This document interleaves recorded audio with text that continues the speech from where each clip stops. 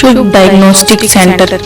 हमारे यहाँ पर digital x ray, special investigation, 3D and 4D ultrasound, digital OPG and EEG test, mammography, colour doppler, breast and thyroid ultrasound और सभी प्रकार के CT स्कैन किए जाते हैं।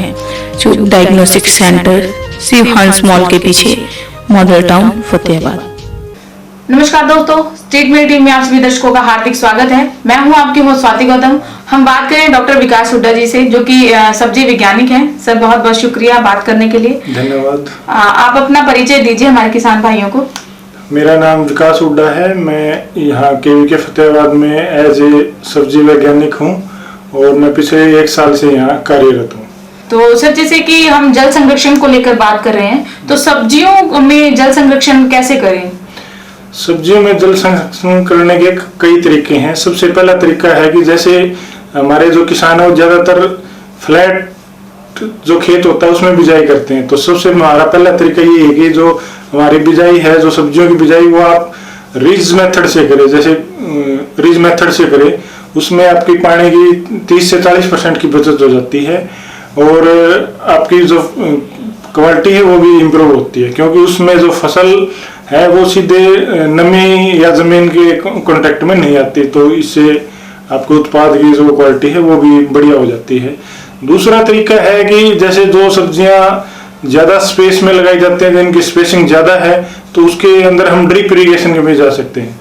तो ड्रिप इरिगेशन का फायदा ये है कि हमें जितनी पौधे की पानी की जरूरत है उतना ही पौधे को पानी मिलेगा और जो एक्स्ट्रा पानी की है वो हमारी बचत होगी। ड्रिप इरिगेशन से हमारी लगभग 70 से 80% तक पानी की बचत होती है और इसमें जो एक्स्ट्रा जो हमारा मॉइस्चर है वो बच जाता है और इसी वजह से जो खेत में है ना, घास और जो दूसरे कीड़े का प्रकोप है वो भी काफी कम रहता है।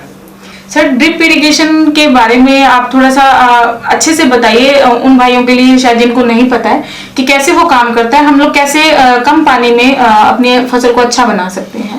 जैसे कि ड्रिप ये एक इंग्लिश का वर्ड है, तो ड्रिप का मतलब होता है टपका। तो जैसे कि इसमें है कि आपको जो पौधे को है ना, टपका जो वो है पानी मिलेगा।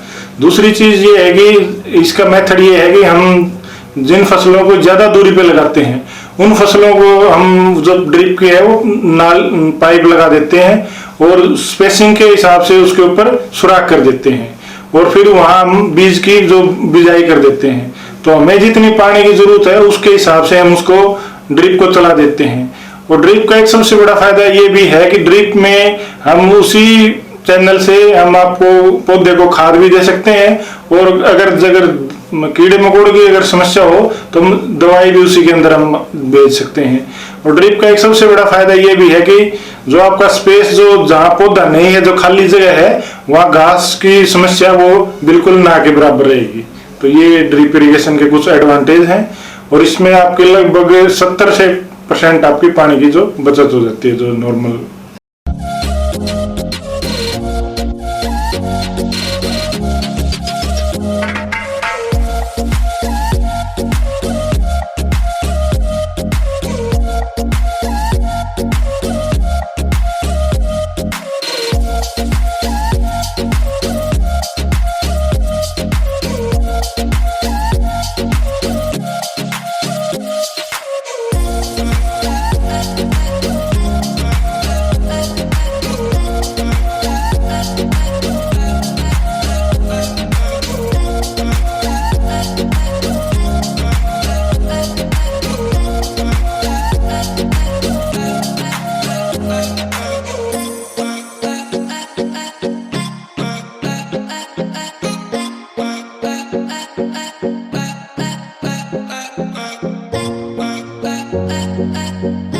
सर, स्प्रिंकलर के बारे में भी आप कुछ बताइए। जैसे कि आपको इंग्लिश का वर्ड है स्प्रिंकलर, इसका मतलब होता है फुहारा विधि। तो वैसे तो एक ब्रॉड टर्म है स्प्रिंकलर। तो जैसे इसका सबसे ज्यादा यूज है जहाँ जमीन में जो समतल जमीन नहीं होती वहां इसका ज्यादा उपयोग होता है। लेकिन आजकल माइक्रो छोटे स्प्रिंकलर भी आ गए, तो वो हम जैसे जो पत्तेदार सब्जियां और सब्जियां हैं उसके अंदर हम उसको लगा सकते हैं। इससे भी हमारी पानी की काफी बचत होती है। तो जैसे बारिश होती है वैसे स्प्रिंकलर है, इसकी एक लिमिट होती है, उस एरिया तक ये आपको वो देता है, पानी देता है, और इससे भी पानी काफी बचत होती है। कहने का तात्पर्य ये है कि हम लोग कम पानी में एक अच्छी फसल कर सकते हैं। सर, बागवानी में जल संरक्षण कैसे करें? जैसे कि आपने देखा होगा कि बागवानी में वैसे ही जनरली जो पौधे से पौधे की दूरी है वो काफी दूर की होती है, और जो उसके अंदर 2-3 कई मेथड है। पहला मेथड है एक चेक बेसिन मेथड होता है, घेरा मेथड बोलते हैं, घेरा विधि बोलते हैं उसको। उसके अंदर क्या करते हैं, हम पौधे को बाहर से हम घेरा बना देते हैं और एक चैनल के एक नाली से उसको जोड़ देते हैं।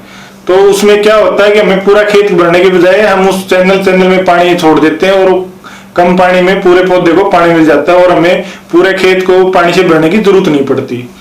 दूसरा फिर तरीका है हमारा ड्रिप इरिगेशन का। जैसे कि सब्जी में बताया, इनकी फल वाले पौधों की स्पेसिंग ज्यादा होती है, तो इनमें ड्रिप इरिगेशन सबसे ज्यादा कामयाब है, क्योंकि उसमें जो खाली जगह उसमें आपकी घास की समस्या भी नहीं होती, और भी कोई अगर हमें दवाई या खाद जो देनी होती है वो उसके साथ ही दिया जाता है। और ये 2 मेथड हैं जो सबसे ज्यादा इसमें हॉर्टिकल्चर के अंदर कामयाब हैं।